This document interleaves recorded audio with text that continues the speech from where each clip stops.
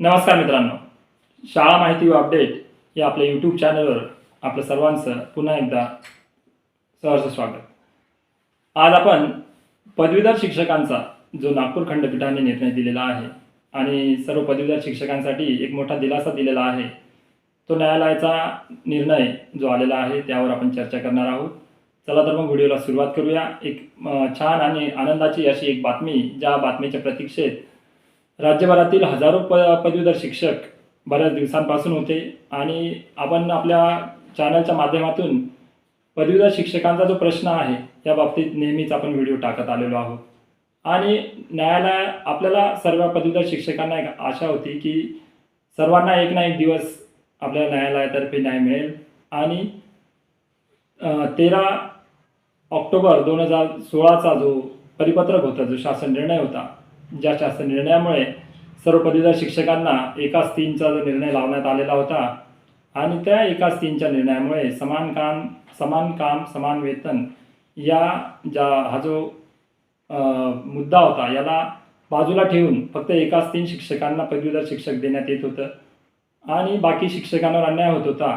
आता या सर्व गोष्टीचा नागपूर खंडपीठात या गोष्टीचा न्याय झालेला आहे आणि नागपूर खंडपीठात याचिका जी होती पदवीधर शिक्षकांची, तिचा आता निकाल आलेला आहे आणि त्या निकालात न्यायालयाने आदेश दिलेले आहेत की जे काही पदवीधर यांनी जी याचिका केलेली होती त्या सर्वांना आता थकबाकीसह, म्हणजे ज्या दिनांकापासून त्यांची नियुक्ती झालेली आहे त्या नियुक्तीपासूनच्या दिनांकापासून त्यांना पदवीधर वेतन श्रेणीचा जो स्केल मिळाला नव्हता तो आता त्यांना मिळावा, असे आदेश न्यायालयाने सर्व जिल्हा परिषदांना दिलेले आहेत. बरेच याचिकाकर्त्यांनी एकत्र येऊन नागपूर खंडपीठात याचिका ही टाकलेली होती.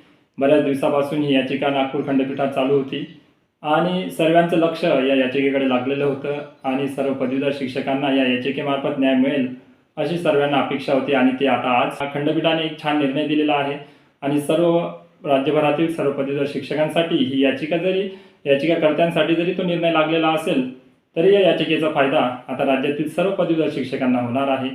आणि बऱ्याच दिवसापासून त्यांची असलेली प्रलंबित जी मागणी होती, S10 या वेतन श्रेणी, जी अन्यायकारक वेतन श्रेणी त्यांना देण्यात आलेली होती, त्या वेतन श्रेणीला आता बाजूला ठेवून नियुक्ती झालेल्या दिनांकापासून त्यांना आता S14 या वेतन श्रेणीप्रमाणे त्यांना आता थकबाकीसह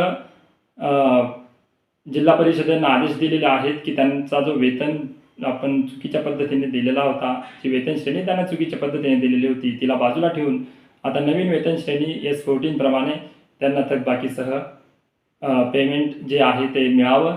आणि तो आदेश आता कोर्टाचा आलेला आहे आणि या आदेशामुळे राज्यभरातील सर्व पदवीधर शिक्षकांमध्ये एक समाधानाची आणि आनंदाची बाब आपल्याला दिसत आहे. एक आनंद साजरा करताना आपल्याला दिसत आहे. आपल्याला या न्यायालयाचा निकाल जो आहे तो वर्तमानपत्रामध्ये पण आपल्याला एक बातमीच्या स्वरूपात पाहायला मिळतो. चला तर मग बघूया वर्तमानपत्रात काय बातमी आलेली आहे. तर राज्यातील सर्व विषय शिक्षकांना आता पदवीधर वेतन श्रेणी मिळणार, हायकोर्टचा महत्त्वपूर्ण निर्णय. राज्यातील हजारो शिक्षकांना दिलासा. नागपूर. राज्यभरातील जिल्हा परिषद शाळांमध्ये इयत्ता 6वी ते 8वीला शिकवणाऱ्या विषय शिक्षकांसाठी मुंबई हायकोर्टच्या नागपूर खंडपीठाने महत्त्वपूर्ण निकाल दिला आहे. राज्य सरकारचा 13 ऑक्टोबर 2016 रोजीचा एकाच 3 म्हणजे 1/3 मर्यादेचा जाचक नियम न्यायालयाने भेदभावपूर्ण ठरवत रद्द केला आहे. यामुळे आता सेवाज्येष्ठतेच्या अटीशिवाय पात्र असलेल्या सर्व विषय शिक्षकांना पदवीधर वेतन श्रेणीचा मार्ग मोकळा झालेला आहे. राज्य सरकारने 13 ऑक्टोबर 2016 रोजी एक परिपत्रक काढून असे जाहीर केले होते की इयत्ता 6वी ते 8वीच्या वर्गांना शिकविणाऱ्या एकूण विषय शिक्षकांपैकी केवळ एकाच 3 म्हणजे 33% शिक्षकांनाच त्यांच्या सेवाज्येष्ठतेनुसार पदवीधर वेतन श्रेणी दिली जाईल. उर्वरित 67% शिक्षक समान काम आणि समान पात्रता धारण करीत असताना देखील त्यांना या लाभापासून वंचित ठेवले जात होते. या अन्यायाविरुद्ध चंद्रपूर, गडचिरोली, बुलढाणा आणि यवतमाळ या 4 जिल्ह्यातील शेकडो शिक्षकांनी ॲडव्होकेट प्रदीप क्षीरसागर यांच्यामार्फत हायकोर्टात याचिका दाखल केल्या होत्या.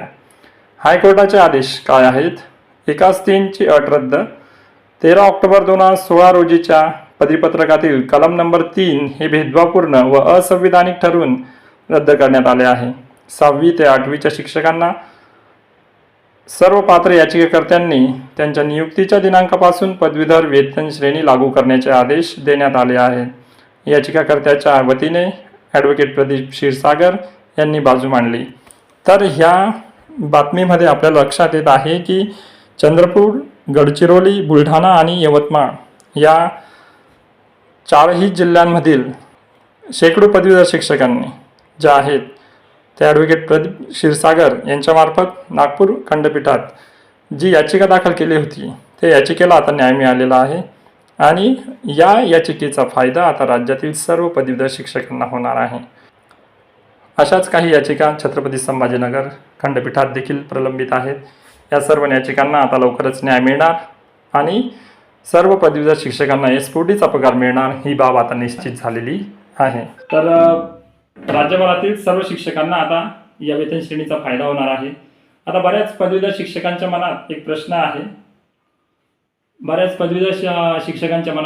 आहे की हा जो निर्णय लागलेला आहे आणि याचिकाकर्त्यां जे होते त्यांना या पदवीधर वेतन श्रेणीचा जो आहे तो फायदा मिळणार आहे, परंतु राज्यातील इतर जे पदवीधर शिक्षक आहेत त्यांना पण या वेतन श्रेणीचा फायदा होऊ शकतो का? तर तो नक्कीच या वेतन श्रेणीचा फायदा आणि या निकालाचा फायदा राज्यभरातील सर्व पदवीधर शिक्षकांना होणार आहे आणि सर्व पदवीधर शिक्षकांचा हा प्रश्न आता सुटलेला आहे आणि राज्यात आता पदवीधर शिक्षकांना होणारा अन्याय या निकालामुळे आता तो दूर झालेला आहे.